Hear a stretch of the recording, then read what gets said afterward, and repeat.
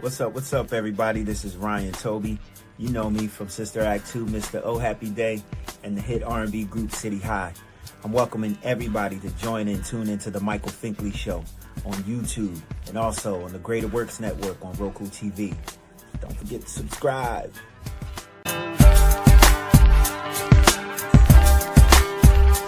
All my life just to make it, just to make it,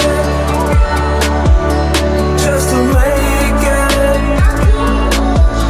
I've been working all my life just to make it, just to make it. Welcome back to the Michael Finkley Show. Thank you for joining us today.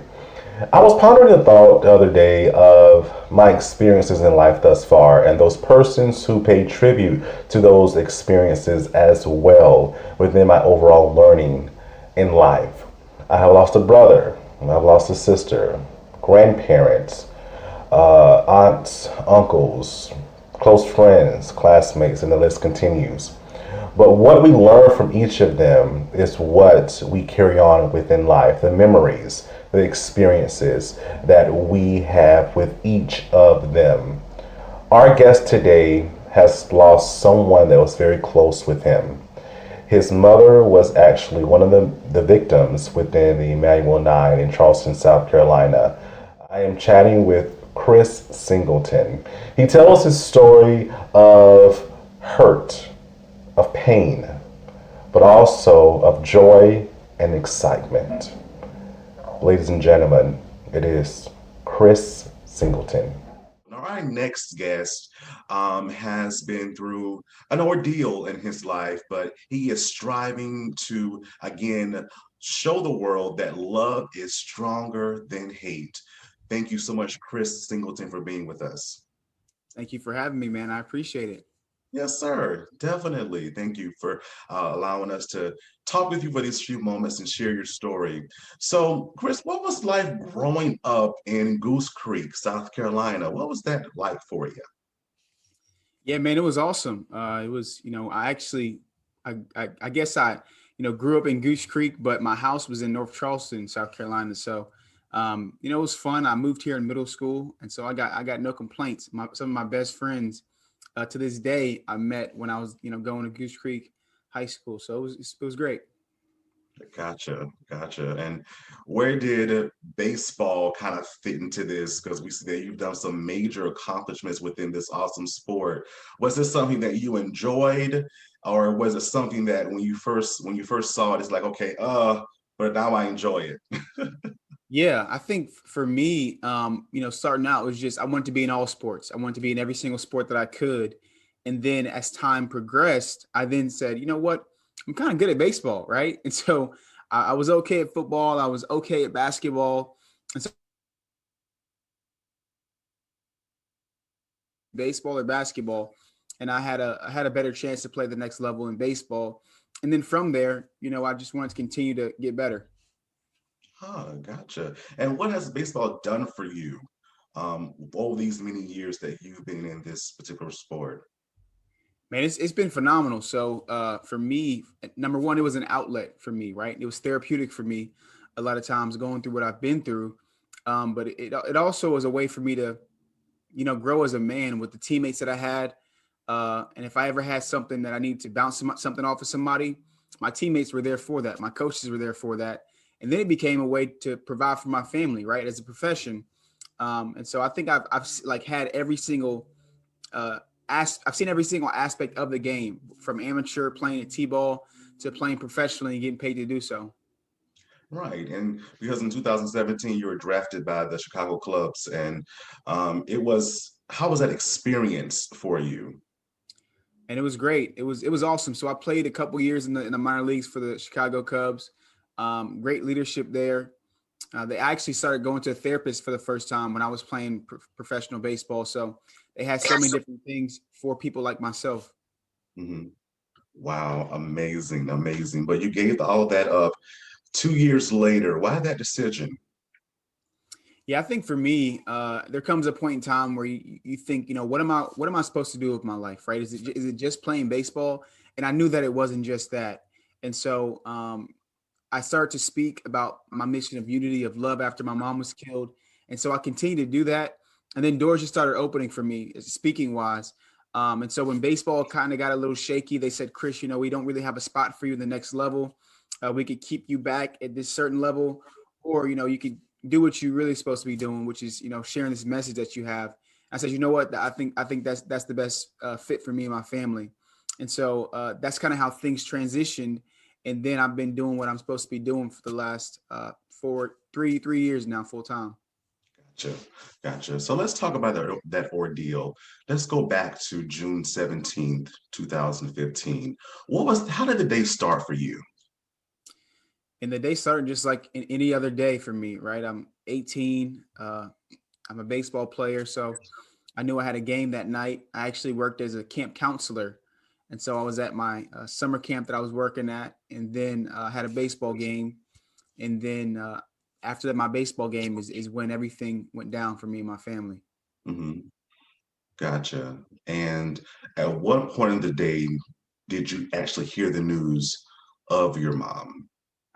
Yeah, so I think I rushed down to my church. It might have been around 9 o'clock or so, and I was in a room where a lot of stuff was going on, and I think it was probably 2 or 3 hours, and they hadn't said anything. They just said there had been a shooting at my church. We don't know what happened, and all I knew was that my mom had gone to Bible study that night, and so my mom was involved. And after time kept going by, I think it was probably early morning. Still dark outside. And that's when the coroner finally told me, hey, Chris, it's confirmed your mom was taken away. I didn't know why she was taken away or how she was taken away. All I knew is that she was killed that night. Yeah, gotcha. And what was she like growing up with your mom? What was she like? Yeah, she was number one. She was, I think, not a lot of people know that she was from Newark, New Jersey. And so my mom had a little street side of her too. You know what I'm saying? So she was street smart. She was educated, she got her master's degree. She was actually working on her doctorate when she was taken away from us. So she was, she had a great vocabulary, and she always made sure I said things the right way. And I think it's, ironic that my mom wouldn't let me speak slang in the house, because now I speak for a living. I think it all played out for a reason, right? I don't think that's just a coincidence. But yeah, she was everything in a bag of chips, man. She was my mom. She was my best friend. And I truly miss her. Yeah. And in the aftermath of all of that, with you and even your younger brother and sister, how was that in dealing with, I can't even imagine or wrap my round around losing a parent in that way. How was that all for you afterwards? Yeah, man, it was devastating, right? Not only losing a parent, but losing my mom the way that I did. Yeah. It was even that, more harsh to go through. And for me, I realized that I had my brother and sister that I had to take care of, right? And every single day I would say, I'm doing this to make my mom proud. And I still do this to this day. Like, I want to make her proud in everything that I do. And so taking care of my brother and sister was part of that equation. And it was tough. I'm not going to act like it wasn't tough, because it was, right? I was 20 years old, or 19, and then 20, trying to take care of two teenagers with me, my fiance, and my son on the way. And so I had a ton of stuff going on, and it was rough, but the Lord definitely helped me get through it. Yeah, definitely. I can understand that part of getting through something very traumatic. But when we come back, we want to talk about this awesome message that we have for the world that you've been speaking for these past few years. We'll be right back. Coming up, more with Chris Singleton. We'll be right back. We're kingdom building on the next Michael Finkley. Host of the Life Talk Show is Ashley Cotton, with founder of the Kingdom Music Group is Pastor Robert Woodbury, and gospel artist Pastor Brian McKnight. On the next Michael Finkley, Wednesday.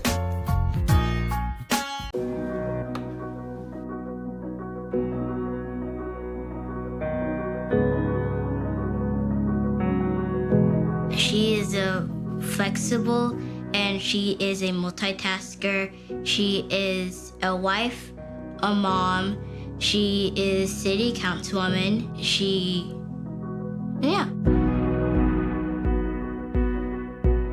was growing up, Mom worked outside the house, and so my dad was an entrepreneur. I saw him leaving early in the morning or late at nights to go meet with clients, and he was always one who told me, if you show up on time, you're late. I just admire how she's able to not only juggle the demands of her jobs, but keep her family really first. The outstanding thing about the Isaac family is their noble contributions to improving the quality of life for our Colombians and people all over this state. I, Tamika Isaac, do solemnly swear. Discharge the duties thereof, so help me God. So help me God. Congratulations and I first ran because I saw a need, I saw a void that needed to be filled, a voice that wasn't there. And over the last several years, I feel like I've been able to be that voice. So often as women in whatever spaces that we're in, we're often discounted because we're a mom or we're a wife or we have this career, and she's an everyday woman who shows women what excellence looks like. She has walked the walk of being a small business person, of being a parent, of sending her kids to school. Columbia is a great place, and we have done a lot in the last few years as far as law enforcement.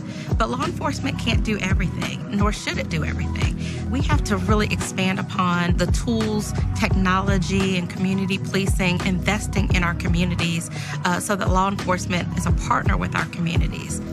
Being a Columbia native, I've seen the way this city has grown. It's grown to the point that sometimes not everybody's been a part of that growth. I want to make sure that communities, specifically communities of color, make sure that they are part of Columbia's present and its future. I want to have a climate plan for this city that not only helps us be sustainable, but also helps provide opportunities for folks in the workforce. There are so many opportunities to take advantage of technology, green energy. I want to be the advocate for growing our city and being on the forefront, not just looking at what other cities are doing and following them, but being the leader. If you don't have the right leadership, you're going to miss a lot of opportunities. I think having a woman as mayor of the city of Columbia is long overdue.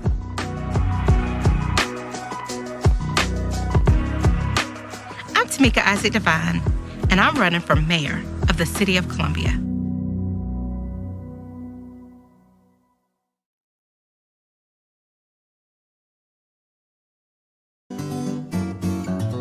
Looking for a mentoring program for your young male between the age of 6 and 18 in Columbia, South Carolina? Well, look no further. Big Homie, Little Homie Mentoring Program is the program for you. Under the leadership of Mr. Jamal Stroud, Big Homie, Little Homie is a 501c3 nonprofit organization that caters and mentors at-risk youth that come from single-parent homes. The organization caters to young males between the ages of 6 and 18 within the greater Columbia area. The organization is devoted to shaping and molding their life into great men of society. Big Homie Little Homie organizes male gatherings, discussions, and even educational assistance devoted to guiding and leading them into a positive light. Making a positive attitude will help in transforming their life regardless of what is experienced in life. For more information on Big Homie Little Homie Mentoring Program, visit our social media outlets, Facebook, Instagram, and Twitter.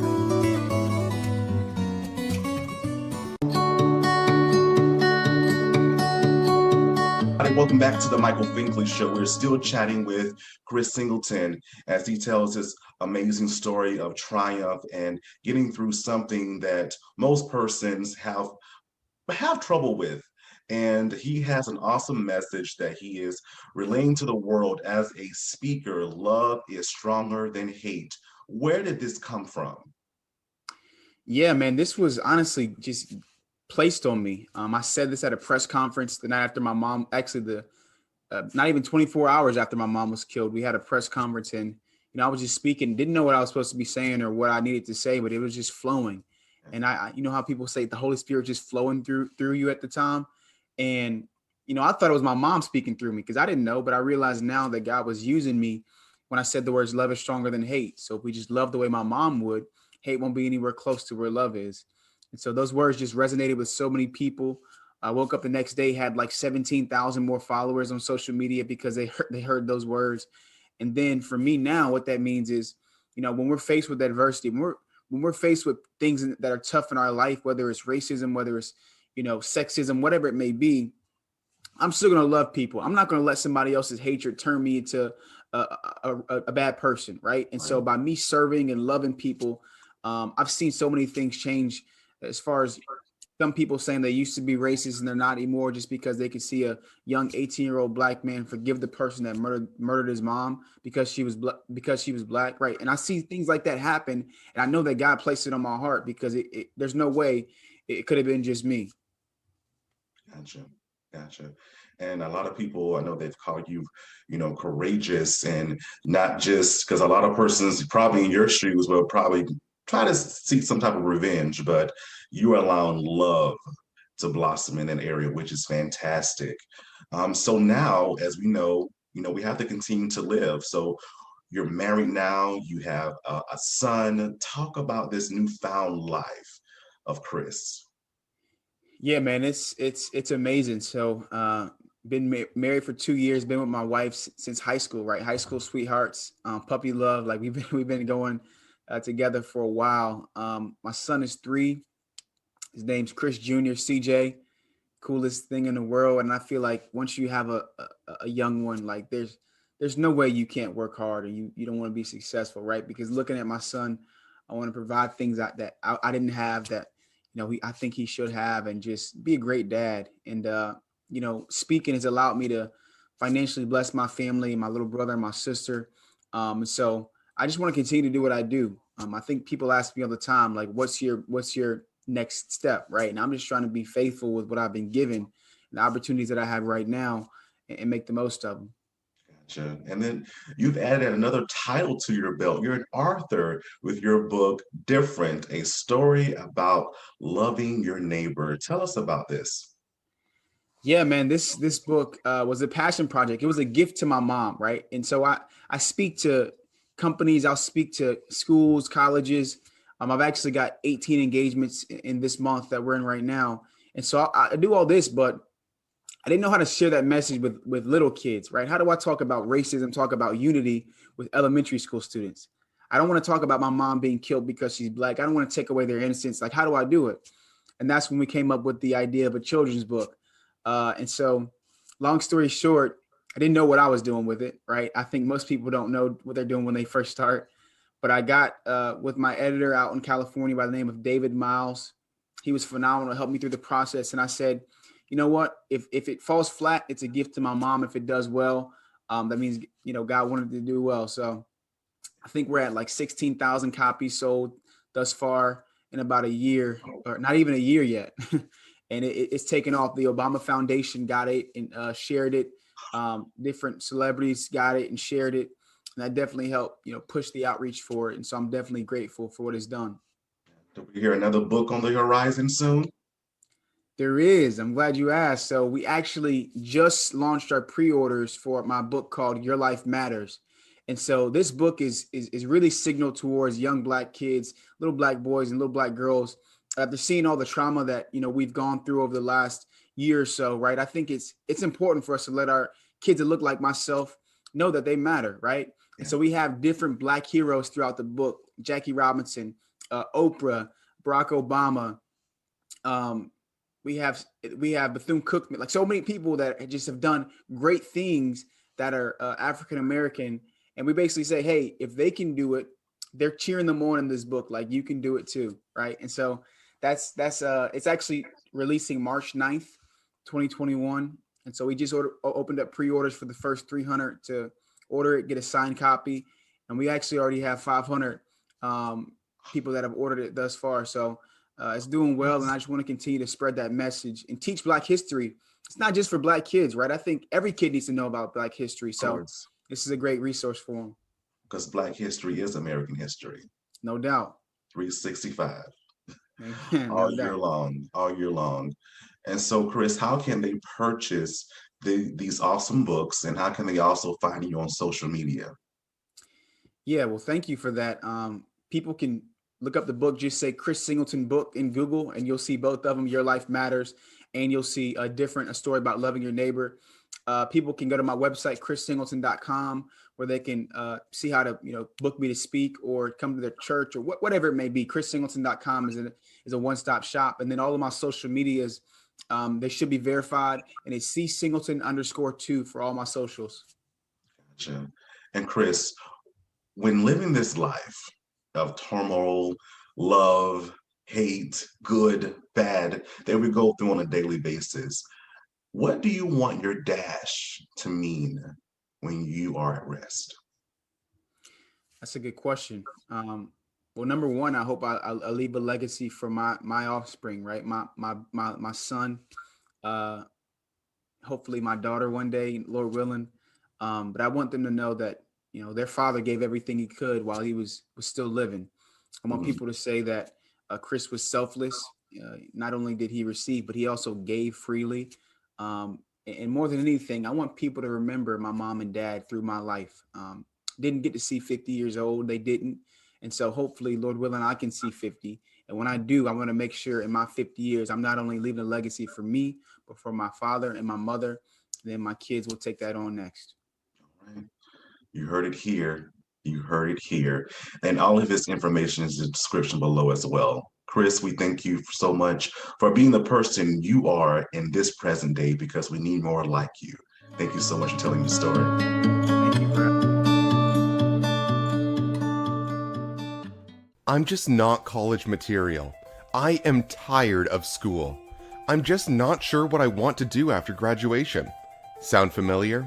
Welcome to the Prelo Educational Institute. Our focus is to help young people prepare for life after high school. It's never too early to start planting the seed for education, career, and life overall. The Prelo Educational Institute is made up of the following 2 products. The first product is the book titled I Ain't Going to College, A Guide for Life After High School. This is the first book of a series that introduces middle and high school students to a young man struggling to find his way and make the decision about whether attending college is the right choice for him or not. The book has questions inside, and a supplemental curriculum can also be purchased. The newest product from the Prelo Educational Institute is our online course titled Preparing for Life After High School. In this course, students will learn about decision-making, self-confidence, accountability, self-awareness, and many other topics that speak to social-emotional learning. Young people will read a story about a young man who never gave up no matter what the circumstances were. The course is interactive and has questions, quizzes, and video. Do not wait until your child or student is a senior in high school to start planning. Enroll today. To enroll and learn more, please visit www.speakerauthormarlowe.com. Calling all TRIO, Gear Up, JAG, and other college readiness organizations. Hello everybody, it's Finkley with the Finkley Experience. I am here to offer you information about our college readiness cohort series. This college readiness series includes college applications, SAT, ACT prep, scholarships, financial aid, the mental mind state, HBCU versus PWI versus technical colleges, and so much more. This is helpful because it's actually making me change my college plan. Really? If you're interested, visit our website, thefinkleyexperience.com, or just email us at michael@thefinkleyexperience.com. We're looking forward to working with you.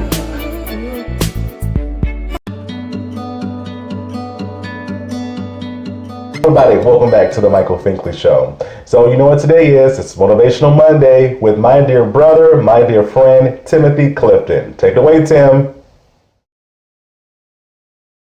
So, man, what's up? It's Millennial Coach TC. And I just want to come talk to y'all, man, about moving forward in life and know your value and not letting your past deduct from what you're worth. And I was listening to this video, and it was a guy who was talking about having $100 bill. And I even seen a video of someone taking a $100 bill and they was crumbling it up, throwing it on the ground, stomping on it, etc. Whatever you want to say they was doing to it. In this moment, this $100 bill is not losing any value. Just because it got wrinkles, just because it been crumbled up, just because you seen it on the ground. If you pick it up, it's still worth the $100. So why do you think when you go through things and you feel crumbled up in the inside and you feel like you have been thrown on the ground and you feel like you have been spit on and you feel like you have been at the lowest moment of your life, why do you think that lower your worth? Why do you think that lower your value? That does not lower your worth or value. And I want to tell anybody today that if you have been through things, which we all have, don't think that your worth has gone down, because it hasn't. And once you get through this stage, your worth will go up. Your worth will go up even higher. So no longer today, you're going to let your past predict you now. Your past is a past for a reason. Your past is to learn from, move forward, grow, and then grow your worth, grow your value, grow your knowledge, grow your confidence, grow your healing. That's what the past is for. Ladies, imagining the doctor telling you to get over the idea of being pregnant, or not even knowing that you were pregnant, or even having complications while being pregnant. Our guests tell their stories. We have Rhonda Sherman and Sabrina Green. Miracle pregnancies on the next Michael Finkley. Thursday. Hi everyone, it's your girl Trinice from American Idol, and I am encouraging you to tune into the Michael Finkley Show on Roku TV and YouTube.